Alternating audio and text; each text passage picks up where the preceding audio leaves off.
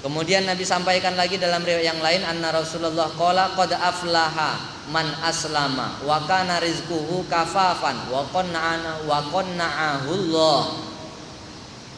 Kata Nabi, beruntunglah orang yang pasrah kepada Allah Subhanahu wa taala, berserah diri kepada Allah Subhanahu wa taala. Rizkinya itu cukup dan Allah Subhanahu wa taala menjadikan hambanya ini menerima apa adanya, qanaah.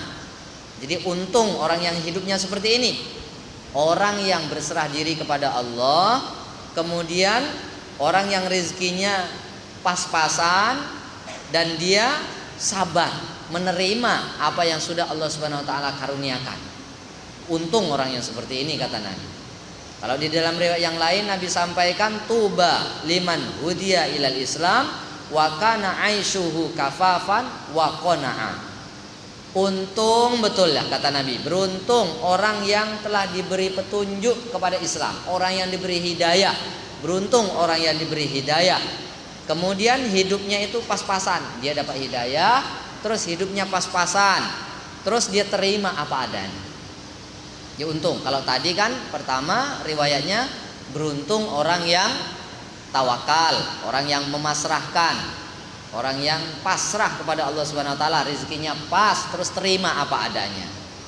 Dan Nabi sampaikan, beruntung orang yang dapat hidayah, terus hidupnya pas-pasan dan dia menerima apa adanya. Ini orang-orang yang beruntung, ini orang-orang yang sukses. Terus Nabi SAW melanjutkan dalam riwayat yang lain, suatu ketika qala rajulun Nabi, ada satu orang laki-laki mengatakan kepada Nabi, ya Rasulullah, wallahi inni la uhibbuka. Demi Allah ya Rasulullah, sesungguhnya aku ini mencintai engkau. Maka Nabi bersabda, unzur madza taqul. Cobalah kau tengok elu-elu apa yang engkau katakan itu. Tengok elu-elu apa yang kamu ucapkan itu. Laki-laki itu bersumpah lagi, wallahi inni la uhibbuka. Sesungguhnya aku mencintai engkau ya Rasulullah. Diulang kata-kata itu oleh laki-laki ini 3 kali. Namun Nabi menjawabnya, tengok dulu apa yang dikau cakap nih. Perhatikan elu-elu apa yang dikau cakap. Terus Nabi SAW bersabda, in kunta tuhibbuni fa'id dalil faqri tijfafan. Jadi kata Nabi, demi Allah, sesungguhnya orang yang mencintai aku, maka persiapkanlah perisai, penghalang, karena kefakiran akan mendatangi orang yang mencintai Nabi. Siapkan perisainya. Jadi ada satu orang sahabat yang mengatakan, aku sesungguhnya mencintai engkau ya Rasulullah. Tengok dulu apa yang dikau cakap, betul tidak? Persiapkan dulu. Karena orang yang sungguh-sungguh mencintai Rasulullah SAW akan diuji oleh Allah Subhanahu wa taala dengan datangnya kefakiran. Tamengnya dipersiapkan, perisainya dipersiapkan baik-baik. Jangan sampai gara-gara ujian itu datang, terus dia kendor dalam mencintai Rasulullah SAW. Akan diuji memang seperti itu orang yang mencintai Nabi, orang yang menghidupkan sunnah Nabi, orang yang mengamalkan amal-amal yang sudah dikerjakan oleh Nabi, orang yang memperjuangkan agama yang sudah diperjuangkan oleh Nabi. Maka orang-orang ini akan diuji dengan datangnya kefakiran. Bahkan Nabi sampaikan, fa innal faqra asra'u ila may yuhibbuni minas saili ila muntaha. Kefakiran itu akan mendatangi orang ini, cepatnya itu lebih cepat daripada aliran satu air yang menuju ke hilirnya. Jadi air yang datang dari hulu menuju ke hilir itu cepat, tapi kefakiran akan datang menguji orang yang mencintai Nabi SAW itu lebih cepat daripada itu. Maka bersiap-siaplah, kata Nabi SAW. Jadi wajar-wajar saja kalau ada orang yang mencintai Nabi, yang menghidupkan sunnah Nabi, yang memperjuangkan agama yang sudah diperjuangkan oleh Nabi. Kadang-kadang kehidupannya sederhana aja, biasa-biasa saja, Nah, persiapkan perisainya baik-baik. Jangan heran, karena itu tidak asing. Nabi sudah sampaikan perkara itu. Dalam riwayat yang lain, Nabi sampaikan fuqaraul muhajirin yadkhulunal jannata qabla aghniyaihim bi khamsimi'ati sanatin. Orang-orang fakir dari kalangan muhajirin akan memasuki surga 500 tahun lebih duluan daripada orang-orang kaya di antara mereka.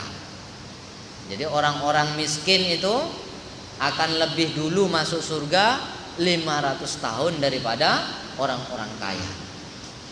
Dalam riwayat yang lain, Nabi SAW telah berdoa, Allahumma ahyini miskinan wa amitni miskinan wahsyurni fi zumratil masakin yaumal qiyamah. Ya Allah, kata Nabi, hidupkanlah aku dalam keadaan miskin, wafatkanlah aku dalam keadaan miskin, kumpulkan aku pada hari kiamat nanti bersama dengan orang-orang miskin.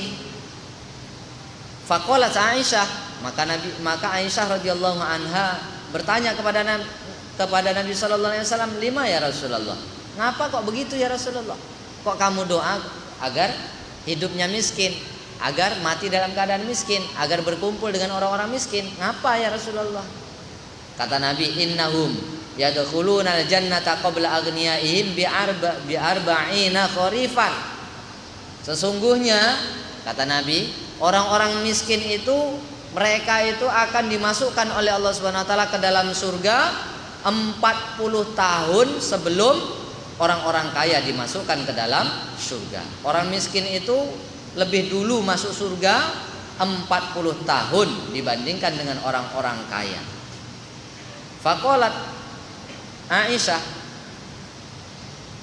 faqala Nabi sallallahu alaihi wasallam, "Ya Aisyah," Nabi telah bersabda, "Wahai Aisyah, la taruddil miskin walau bisikki tamrotin."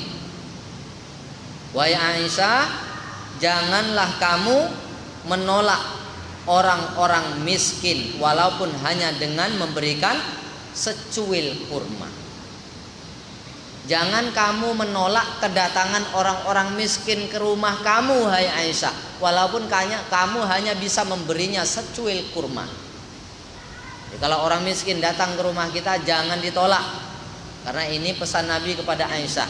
Kalau orang miskin datang, kasih apa yang kita punya. Minimal kita senyum kepadanya, karena kita tidak bisa memberikan apa-apa.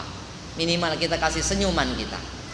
Ya Aisyah, kemudian Nabi sampaikan lagi, ahibbil masakin wa qarribihim fa innallaha yuqarribuki yaumal qiyamah.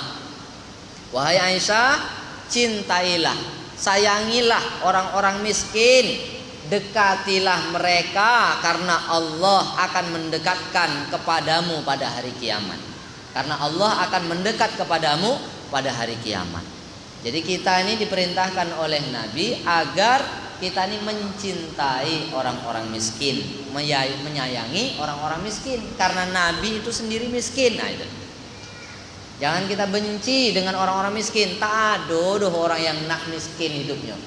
Kalau kita tanya sekarang ini, tak ada anak miskin doh. Tapi itulah ketentuan kehidupan yang Allah Subhanahu wa taala takdirkan untuknya. Bukan dia nak miskin, tapi Allah sudah tentukan dia nih hidupnya macam ini. Maka kita jangan sampai membenci orang-orang miskin. Cintailah mereka. Kalau mereka datang ke rumah kita, berikan sesuai dengan apa yang kita bisa. Minimal kita berikan senyuman. Kemudian, ya kalau kita punya, kata Nabi kepada Aisyah, secuil kurma, ya kasihlah secuil kurma, karena kita punyanya itu. Terus bergaullah, berkumpullah. Sering-seringlah berbaur dengan orang-orang miskin.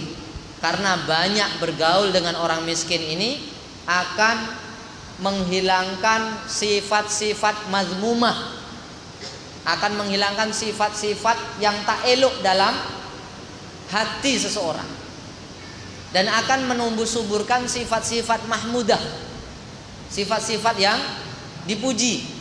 Sifat-sifat yang mulia itu akan muncul ketika kita mau berbaur dengan orang-orang miskin.